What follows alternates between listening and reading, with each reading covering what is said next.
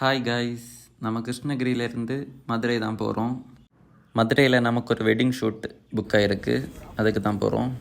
நம்ம ரூம்லேருந்து ஹோசூருக்கு பஸ் ஏறி வந்துட்டேன் காய்ஸ்.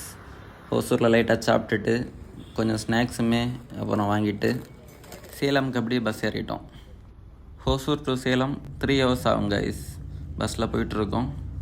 நாளைக்கு தான் நமக்கு வெட்டிங் ஷூட் இருக்குது. நான் எல்லாமே விலாகில் காமிக்கிறேன்.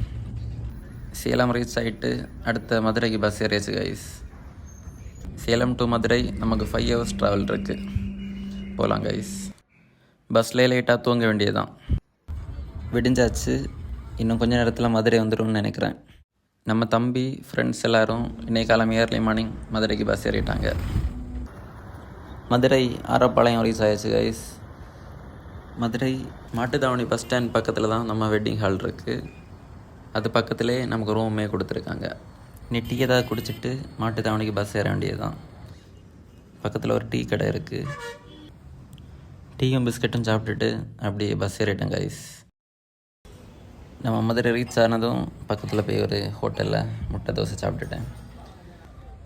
நம்ம ஃப்ரெண்ட்ஸ் எல்லோரும் வந்துட்டுருக்காங்க.